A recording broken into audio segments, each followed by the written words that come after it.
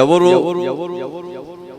సేవించినను సేవించకపోయినను నేనును నా ఇంటి వారు మాత్రము యెహోవాను.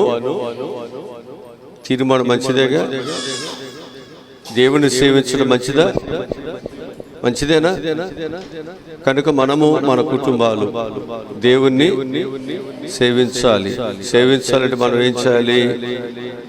మన కుటుంబాలను దేవుని సన్నిధికి నడిపించుకునేటట్లుగా మన ప్రార్థనలు మనం చేయాలి.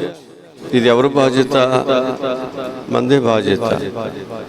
నీ భర్తలను నీవు రక్షించుకోవాల్సిన బాధ్యత నీదే. ఎందుకు ఆ మాట అంటున్నానంటే, ఇప్పుడు నువ్వు గయాళతనంగా ఉన్నావు. ఈ సంవత్సరం నువ్వు ఏం చేయాలి? అయ్యా, నేను ఈ గయాళతనాన్ని విడిచిపెట్టి నా భర్తకు నేను విధేయత కలిగి, ప్రేమ కలిగి, లోబడి నా భర్తను నేను దేవుని మందిరానికి నేను నడిపించుకుంటాను. అంతే కదా మనం చేయాల్సింది. అలా మనం చేయాలి.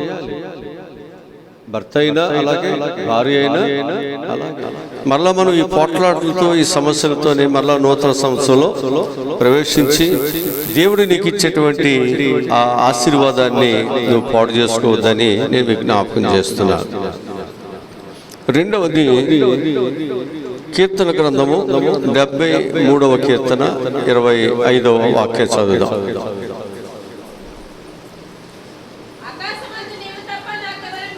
ఆకాశమందు నీవు తప్ప నాకెవరున్నారు? నీవు నాకుండగా ఆ లోకములోనిది ఏది నాకు. దావీదే తీర్మానం చేసుకున్నాడు. ఇప్పుడు నీవు నాకుండగా లోకములో ఏది నాకు అక్కర్లేదు. ఇవాళ మన తీర్మానం, ప్రభువు ఉంటే నాకు చాలు. పాట ఇది పాడతాం, కానీ ప్రభు లేకపోయినా పర్వాలేదయ్యా, డబ్బులుంటే బాగుండు. అంటే మన యొక్క తీర్మానములు మనం ఎలా ఉంటున్నాయంటే, ఒక తీర్మానమునకు తగినట్లుగా మనం ప్రవర్తించట్లేదు.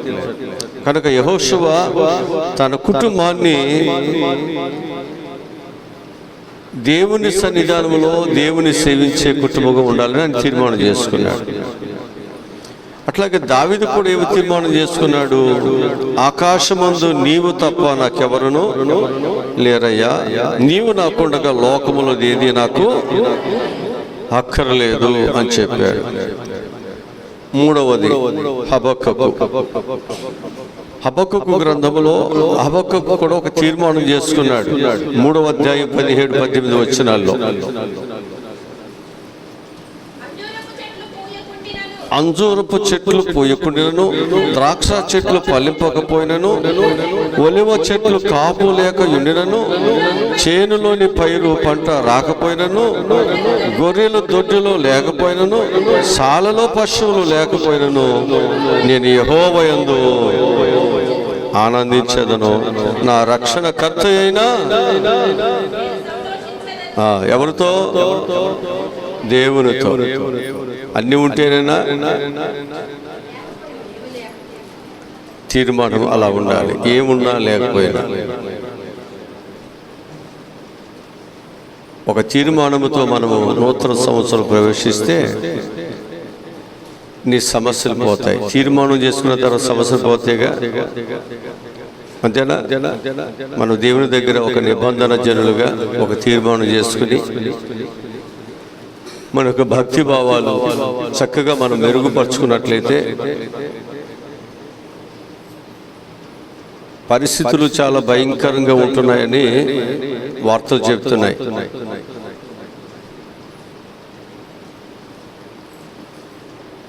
పొల్యూషన్ భయంకరంగా ఉండి అగ్ని పర్వతములు పగిలి దానిలో ఉన్నటువంటి ఆ అగ్ని ఒక భయంకరమైనటువంటిదిగా బయటకు వస్తుందట. ఇలాంటి పరిస్థితి ఒకవేళ భూమి మీద ఇలాగే జరుగుతూ ఉంటే భయంకరమైనటువంటి కరువు, భయంకరమైన పరిస్థితి రాబోతుందని సైంటిస్టులు చాలా భయపడుతున్నారు.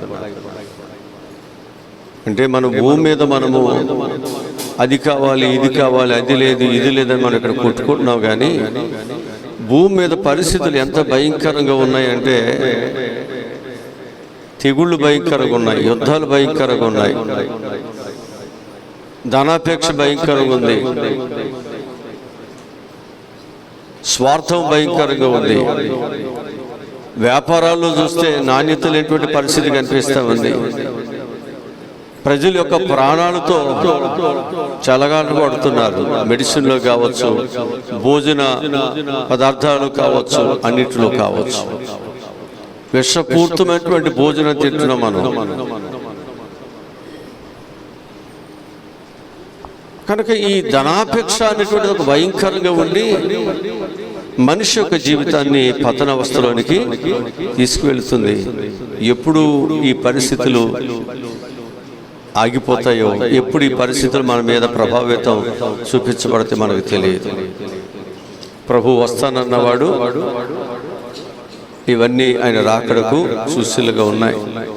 మనము అది లేదు, ఇది లేదు అనే దానికంటే పశువులున్నా లేకపోయినా, ద్రాక్ష చెట్లున్నా లేకపోయినా, ఒలివ చెట్లున్నా లేకపోయినా, చాలలో పైరున్నా లేకపోయినా, దొడ్డిలో గొర్రెలున్నా లేకపోయినా, చాలలో పశువులున్నా లేకపోయినా, నేను యెహోవా యందు ఈ తీర్మానాలతో చక్కగా పరిపూర్ణమైన దేవుని పిల్లలుగా మనం సాగిపోదాం ఈ 2025 సంవత్సరం. అలా పరిపూర్ణతలో మనం సాగిపోయినప్పుడు దేవుడు అబ్రహాముకు దేవుడు తోడుగా ఉన్నప్పుడు ఉన్న దేవుడు మనకు కూడా దేవుడు తోడుగా ఉంటాడు.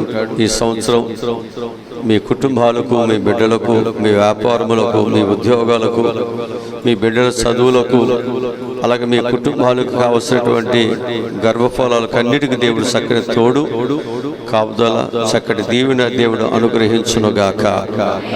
ఆమేన్.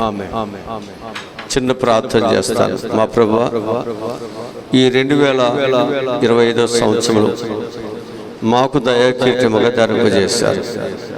ఈ సంవత్సరం అంతా మేము నీ పిల్లలుగా, మేము మంచిగా భయముతో, వణుకుతో నీ మార్గంలో నాయన మేము సాగిపోయినట్లు సహాయములను దయచేయండి. అలాగనే ఈ 2024 సంవత్సరంలో మేము క్రీస్తును సంపాదించుకొని ఆయన కలిగిన పిల్లలుగా, ఆయన కలిగినటువంటి ఒక ధనవంతులుగా, సమృద్ధి కలిగిన వారికి మేము అందరం ఉంటాం సహాయములను దయచేయమని ప్రార్థన చేస్తున్నాను. ఈ సంవత్సరం అంతా క్రీస్తు యేసు యొక్క ఐశ్వర్యంలో ప్రతి అవసరత బిడ్డలందరికీ వారి కుటుంబాలకు తీర్చబడునుగాక. వారి కుటుంబాలు దైవ దీవెనలతోనూ దైవ ఆశీర్వాదములతో వర్ధిల్లునట్లు మీరే సహాయములను దయచేయమని యేసు నామములో ఈ మనవులు, ఈ ప్రార్థనలు అడిగి పొందుకుని ఉన్నాము తండ్రి. ఆమేన్.